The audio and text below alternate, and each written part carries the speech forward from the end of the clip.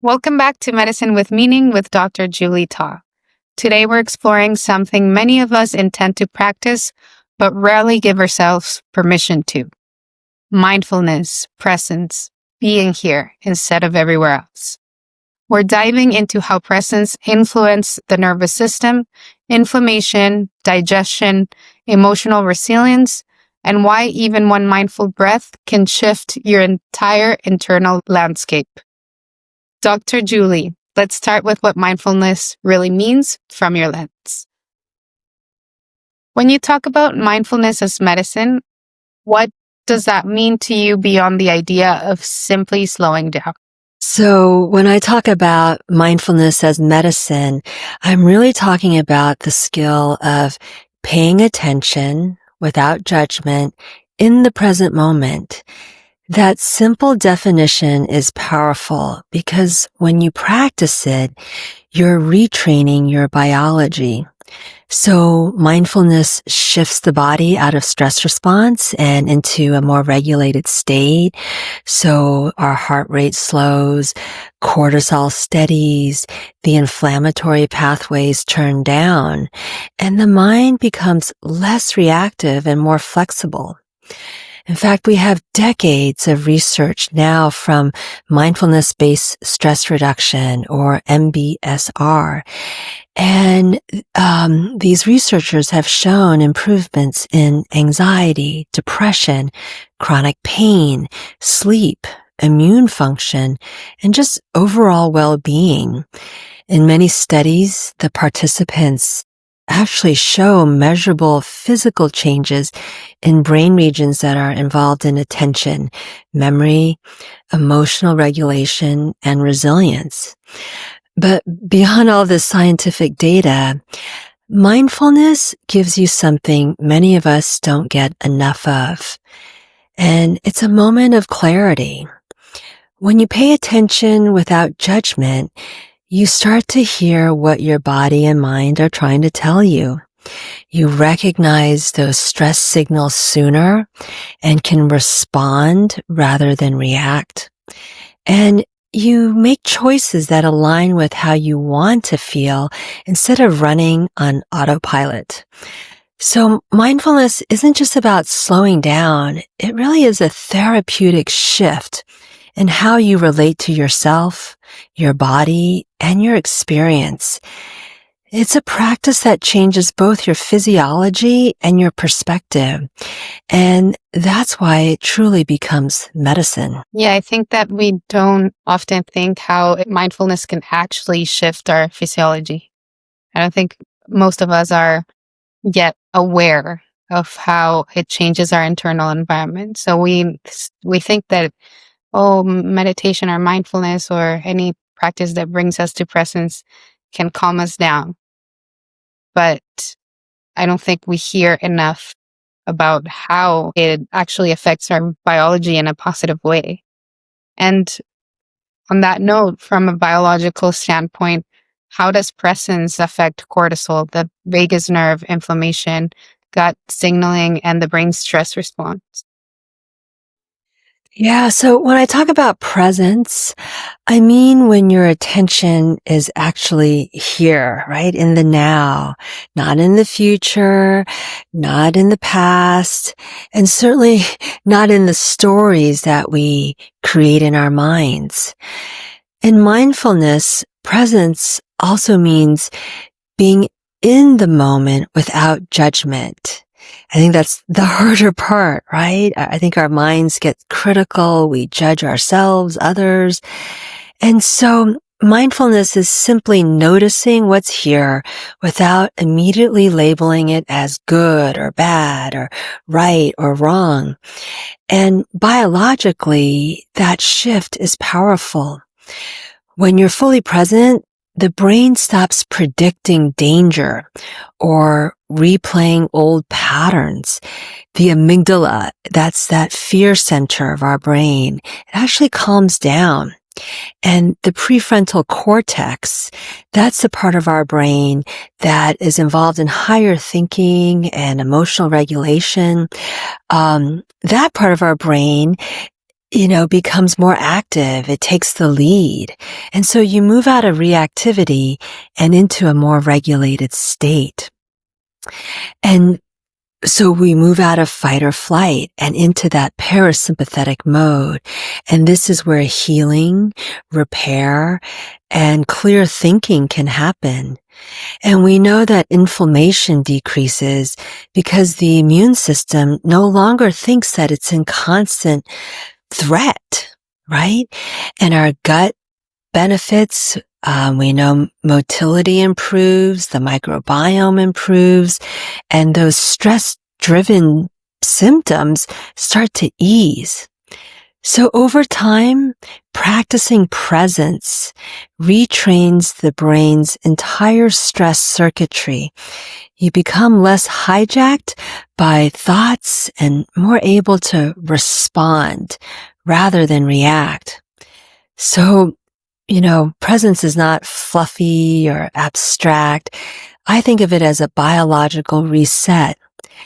And, it's a way of meeting life exactly as it is, without judgment, and giving your body the conditions it needs to heal. And one other thing I want to add beyond this biological reset is that being in the present moment is where life is fully lived. I think so often, we're worried about the future, or, we're thinking about, something that happened in the past, and you miss out on life in the present moment. And, life has gone by very quickly for me. And now I'm really trying to savor being in the present moment, living fully in the present moment. And that's the richness of where, life brings meaning. So it's not just biological, but it's really a part of being present for your life. And not allowing life to just pass us by and not even realize what has happened. Because I think that I think I've heard it the other day, even someone on social media speaking about, like, what are you doing here? Life is lived and experienced out there, being present with your environment. There's so much to see of this world outside of the screen. So, but sometimes it's not just the screen, right? Sometimes it's the screen of our minds. Yeah. Like, even the stories, rather than like physically connecting with what we're doing. And would you say that if we are present in that equilibrium that happens with our stress circuitry, you called it, we feel safer, and therefore we have that energy that was destined to save our lives, to survive, is redirected to our whole body so that it functions better, so that we're in better health? So again, fight or flight is that survival mode, right? The priority is to have a set of reactions in our body to fight or flight whatever danger is present. And in that mode, it's certainly difficult to heal our body, to digest properly. It's not a priority to do those things. The first priority is to survive whatever stressor. And it's important to go back to rest and digest, parasympathetic activity. Those are all synonyms in order for us to tap into our intuition, in order for our digestion to work well, in order for there to be healing. So, yeah, to answer your question, however we can access parasympathetic mode, that is ideal. And I think that a lot of us get confused about how to be present, or what does it actually mean. Many people think mindfulness requires long meditation or silence. How do you make presence accessible for busy women, caregivers, professionals, people who think they have no time to be present or to practice this? Yeah, I love this question. So, a lot of people hear the word mindfulness and they immediately picture long meditations, sitting in silence, or carving out time they simply don't have. But presence doesn't require any of that. In fact, the way I teach, it is designed for real life, for women who are juggling work, caregiving, managing their households, or constant decision making. So I start by reframing mindfulness as micro moments of attention, not necessarily a separate activity you have to schedule. For example, it can be the 20 minutes when you feel your feet on the ground before entering a meeting. It can be that one intentional breath before you open an email that might stress you out. It's also noticing the tension in your body, or, a lot of people carry tension in their jaw or their shoulders and neck. And you can do this while you're washing the dishes or waiting in line. So these tiny micro moments count because they shift your body and they shift your biology. And it's just enough to interrupt that stress response and bring you back to yourself in a sense, or that parasympathetic mode. And I also emphasize that non-judgment piece, right? That's part of the definition of mindfulness. So you don't need necessarily a quiet moment or the perfect environment, and you definitely don't need to do it just right, right? For all those, perfectionists in our audience, or recovering perfectionists, as I call myself, presence is just noticing what's here, your breath, and, noticing tension in your body, or noticing emotions that you're feeling, and doing this without immediately fixing it or criticizing yourself. And for busy people, that's where the real power is. Mindfulness becomes something you can weave into your busy life. You don't necessarily need more time. You just need small moments of awareness that help your nervous system reset. So then mindfulness feels accessible and people start to use it throughout the day. And that's when you see the biggest transformation. Less reactivity, more clarity, and a body that's not constantly running on overload. That's very helpful. You can do it.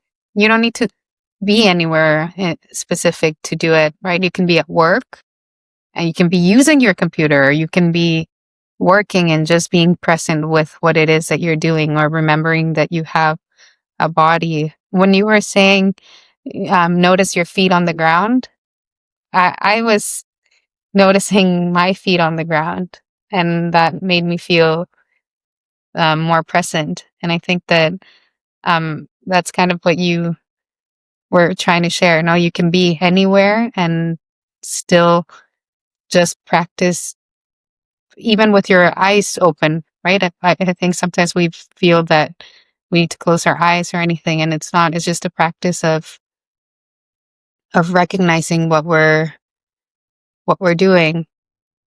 Um, you've shared that there were seasons when you were functioning but not fully present. What helped you recognize that disconnection, and what shifted when you began living more mindfully? Yeah, so there have absolutely been seasons in my life where I was just functioning, on autopilot and not fully present, for myself, inside. I was doing all the things, working, parenting, showing up for everyone, but I was living from my mind and not my body. And I didn't realize it at the time, but I was, constantly, thinking about the future, planning, managing the next task, definitely replaying the past. And, the signal that I was disconnected, it wasn't like it was dramatic, but it showed up in more subtle ways. So, feeling more irritable, feeling fatigue, or I had this constant hum in my body. It was almost like I felt like my engine was revving. And so it wasn't until I started to pay attention to my body that I noticed these things. And what helped me recognize that disconnect was just being fully present, in that moment, and just noticing the sensations that were coming up in my body. So, if we don't notice these sensations, we are disconnected. And I remember, going through an entire day and not even remembering, the moments of it. It was just kind of like a blur. And there's certainly, days and weeks that go by. It's like, oh, you forget and you're not present.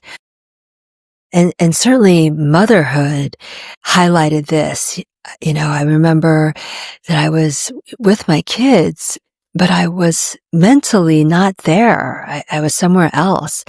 And that this sort of contrast did not feel good. And this was my wake up call. And so when I started practicing presence, and it wasn't these long meditation practices, just small, consistent moments of mindfulness throughout the day, especially, being present with my kids in that mindful way, things did start to shift, and I could feel like myself again. My nervous system softened. I stopped being so reactive, and I had more space between my stressor and my response. And what was really nice was I started noticing the good moments more, the joy, the connection, the small wins that used to just slip past me. So living more mindfully didn't make life less busy, but it made it less overwhelming. It certainly brought more joy and more connection. And it helped me move from that autopilot to a place of intention. And I went from surviving the day to actually experiencing it. And the more I practice, the more I realize that present isn't something we achieve. It's something we return to moment by moment, breath by breath. And that was a really nice shift in my life. And Dr. Julie, you mentioned how being more present brings you closer to being more responsive rather than reactive. It helps with clarity, or just being more attentive to what is happening in the moment and not just acting automatically. So was there a specific moment when mindfulness helped you guided you through a decision, a transition, or a stressful period in a way that surprised you? So there wasn't a single dramatic moment, but there were months when mindfulness, especially a mindfulness meditation practice, helped guide me through a complex decision. I was in my head a lot, and I was, thinking of all of the multiple factors, trying to think my way into certainty. And I realized the more I analyzed, with my mind, the more I felt pulled in different directions.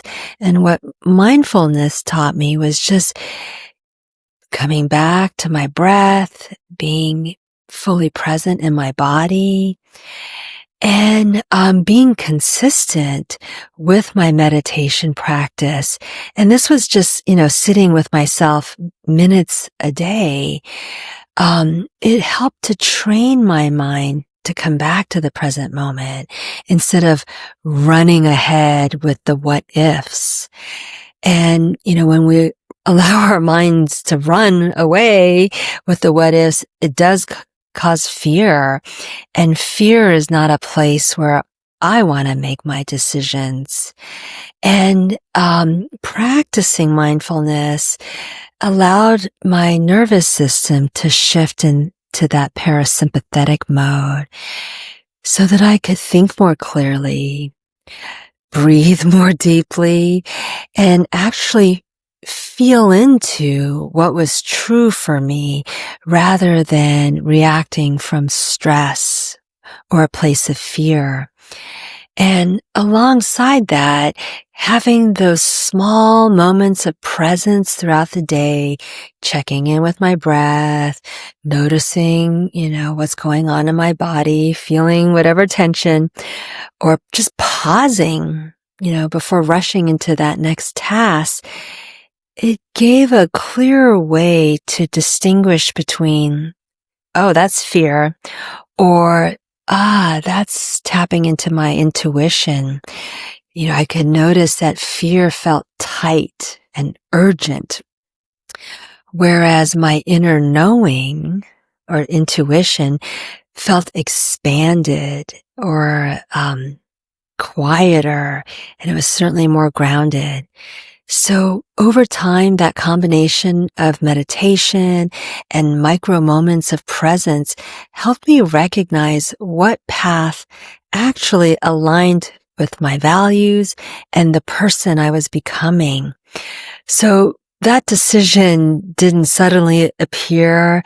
It was more gradual, but it felt more aligned and certainly more trustworthy.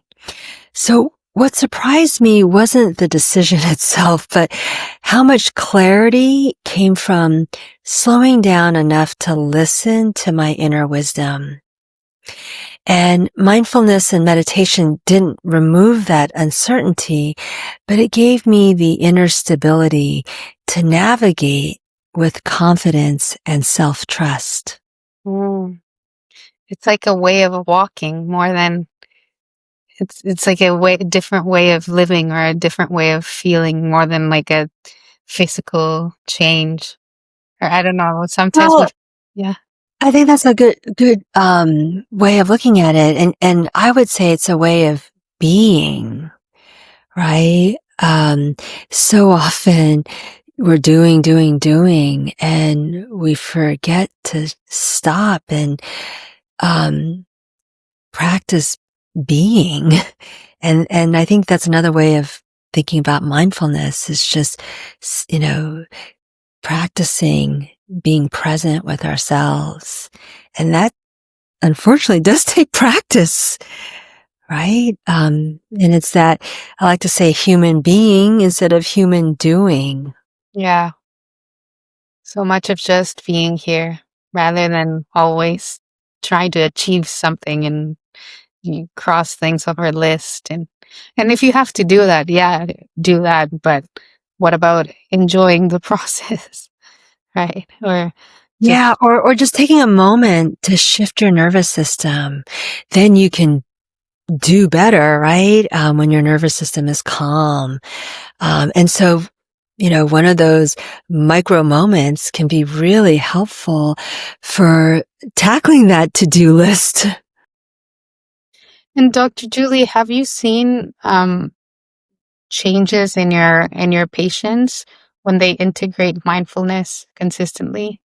Or like even those short micro moments like you mentioned before, do you notice their shift in their symptoms or energy, sleep, mood? For sure. So when patients begin practicing mindfulness consistently, again, even those short, doable moments, the first changes are subtle but powerful. So the first shift is in awareness. People start noticing their stress cues sooner, like the tight shoulders, the shallow breathing, or the racing thoughts. And awareness is the first step of meaningful change because you can't shift what you don't see. Next, there is less reactivity. People tell me that they are less easily triggered and better able to pause before responding. And that's the nervous system beginning to regulate. Soon after, sleep improves, and that just serves everything, right? And certainly leads to better energy. But mindfulness itself does lead to better energy. When the body isn't constantly in fight or flight, it frees up a surprising amount of mental and physical energy. And we certainly see that the mood steadies. People feel more grounded, less anxious, and more able to anchor themselves when stress arises. And then we often see physical symptoms improve, like digestive issues, headaches, tension, pain flares. These symptoms start to improve because the inflammation and signaling, the stress signaling that drives these symptoms is finally turning down. And what's most encouraging is that these shifts come from consistency, not necessarily long meditation sessions, and a few mindful breaths before a meeting, or noticing tension, while you're waiting at a red light. All of these tiny moments add up. They build awareness, regulate the nervous system, and create the conditions for real, sustainable change. And I know you've already talked, you gave us the reasons why being present and finding these micro moments is important for our bodies and our minds. So how do you, I guess in your practice, how do you make sure people understand that? Because I know that a lot of people see it as optional. So not, "Oh, you can do this." It's like not, I won't say like a hobby, but as you like to go for a run, and I like to meditate or have a mindful moment. How do you help people understand that it might be not an optional thing, but something that it's, would you say, a biological need? Or Yeah. Well, I would say, certainly if people have symptoms that are triggered by stress, or they have stressful lives, which I would say most of us do in today's modern society, then mindfulness, it's essential, versus a nice to have, right? And when people understand that, mindfulness and understanding that presence isn't just, a mental practice, it's actually a physiological intervention, that it directly influences all the systems that we care most about: healing, digestion, hormones, our immune system. When you recognize that mindfulness can shift our nervous system to promote healing and digestion and hormones and immunity, then it becomes a must-have, I would say, right? And that it's essential. And I go back again and again to when we are in that fight or flight nervous system, our bodies are not in that healing mode. And it's important, in order for healing to occur, we are in parasympathetic mode. And this allows, blood flow to go back to our organs and our skin, which is really key for healing. It allows our cells to repair. And we've talked about how parasympathetic activity is essential for optimal digestion. Our motility improves, our digestive enzymes are released, and the gut can do its job. Instead of, it really shuts down during stress response, that fight or flight. And then our hormones.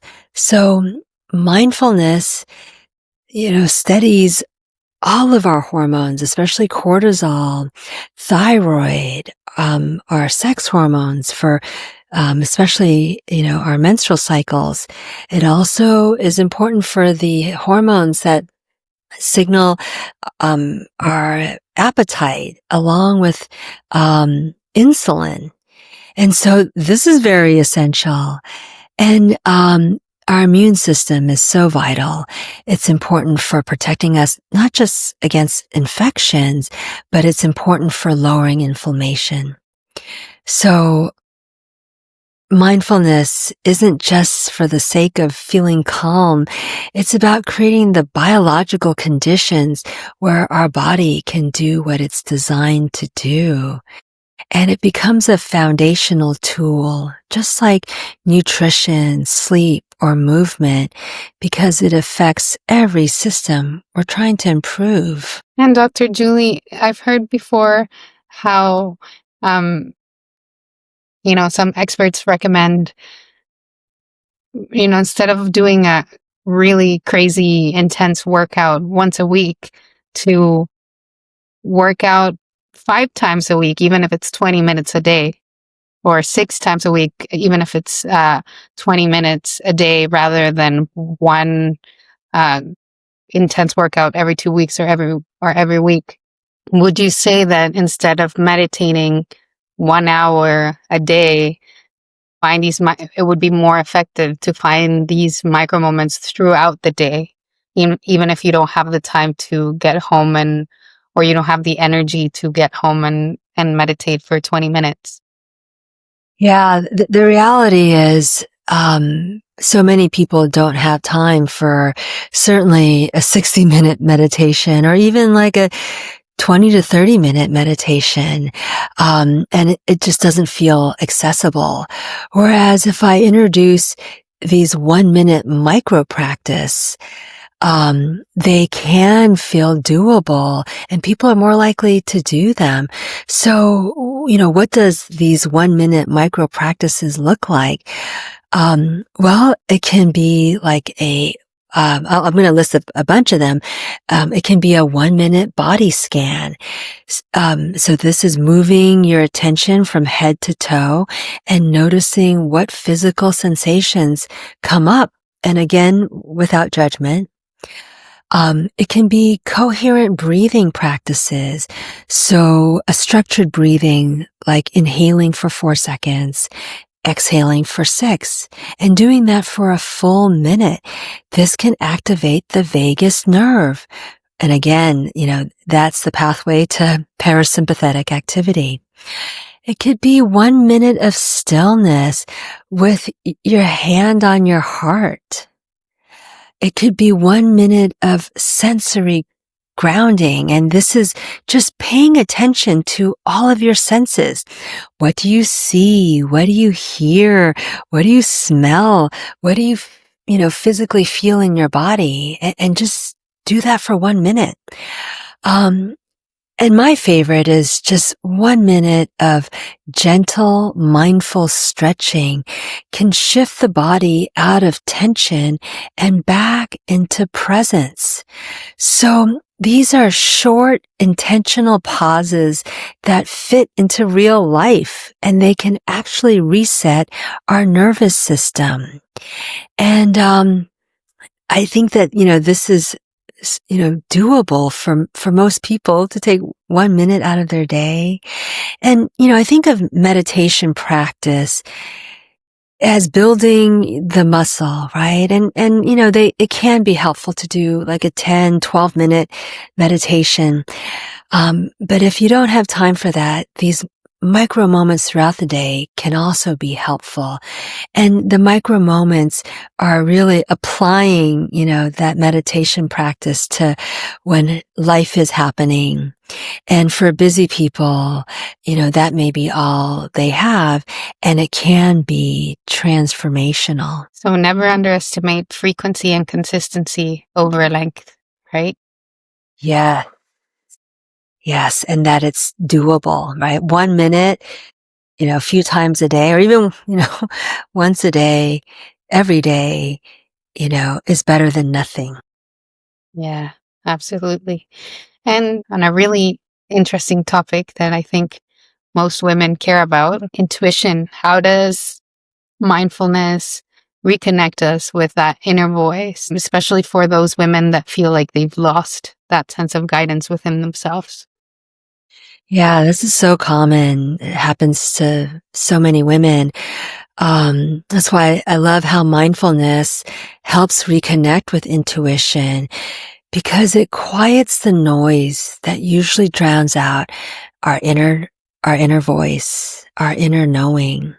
And this is especially true for women who've spent years multitasking, caregiving for children, achieving in their careers, and putting everybody else first. So it becomes very easy to lose touch with, what we know, what we feel, what we want.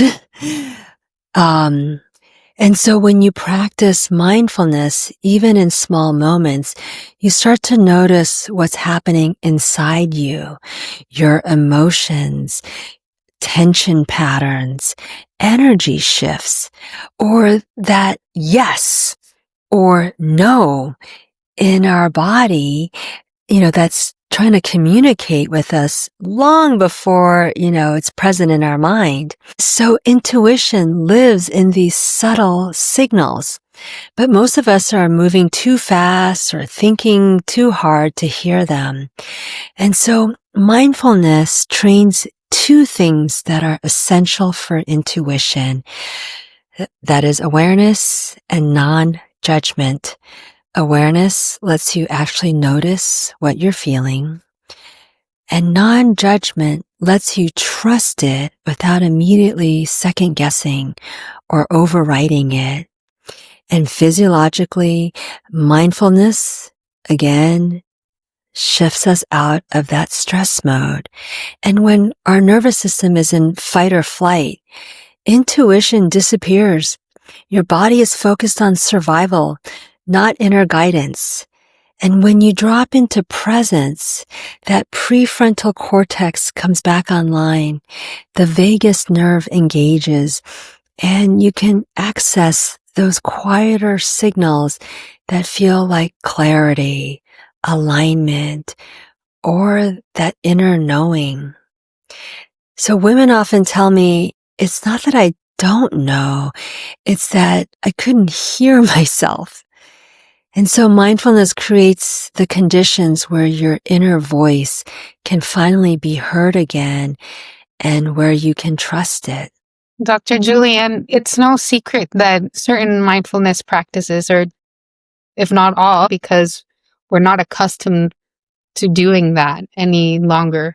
So much so that we have to make it a practice now. When people start giving themselves these moments of stillness or quiet, it becomes uncomfortable. Like the mind resists being present.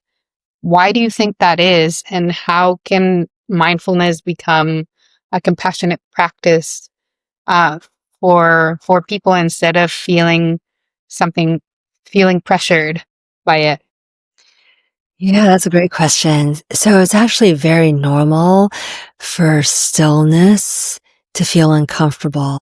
When things get quiet, the emotions we've been managing with our busyness, they have more space to surface, and that can feel vulnerable. So the first thing I tell people is, nothing is wrong with you. It's just that your nervous system is protecting you in a way it had learned to, all those years. And then from there, I tell people mindfulness becomes much more about compassion, compassion for ourselves, and taking out the expectation to sit perfectly or to be calm. And I think you certainly don't have to start with silence. I think it's hard for most of us to start with a silent meditation. You can begin with mindfulness in motion. So again, that gentle stretching, or even folding laundry, or a mindful walk, a slow walk. And movement gives the body enough safety to stay present without feeling overwhelmed. And I also reframe the goal. Mindfulness isn't about clearing your mind or achieving calm.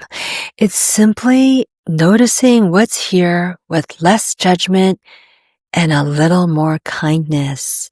And if emotions come up, it's okay. That's not a problem to fix. It's really about your inner world being asked to be acknowledged. And it can be very small at first, your practice, just 30 seconds of checking in, 1 minute of feeling your feet on the ground. And when you approach mindfulness in this way, not as pressure, but as gentle awareness, it starts feeling like support, and it can be something you actually crave. And it becomes a way of being with yourself instead of something you're trying to perform.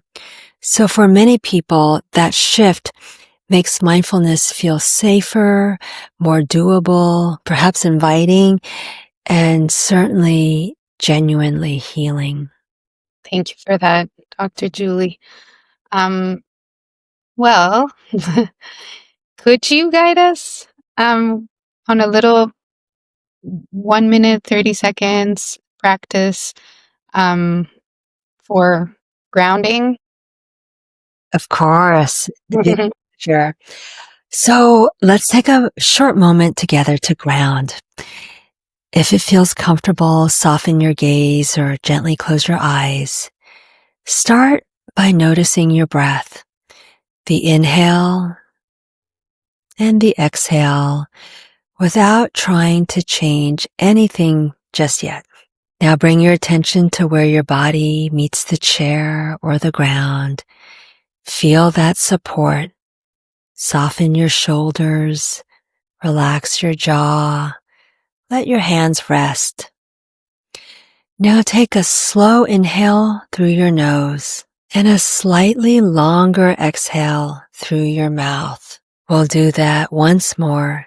Inhale and a long exhale. If your mind wanders, that's normal. Gently return to your breath or the feeling of your body being supported. Take one more slow inhale and a soft exhale. And when you're ready, open your eyes or lift your gaze. I think that was about a minute, maybe a little bit more. And I hope it's helped your nervous system settle and brought you back into the present moment. Thank you so much, Dr. Julie, for making this topic so digestible and so accessible for everyone. Now I'm definitely, I shifted my mindset and how I can apply this micro moments to my day to day and, start building from there. It feels like a much easier thing to do than before. Well, I'm so glad to hear that. And Dr. Julie, if anyone wants to reach out to you, how can they do that? Yeah, definitely. So you can reach out through my website, and that's www.julietamd. That's JulietTawmd.com. They can also send me a DM on Instagram, and my handle is at julie.ta.md. One more time, that's at julie.taw.md.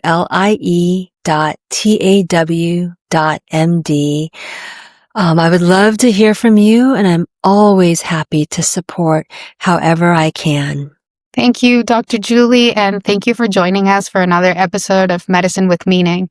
Remember, mindfulness isn't about perfection, it's presence, one moment at a time, one breath, one pause, one return.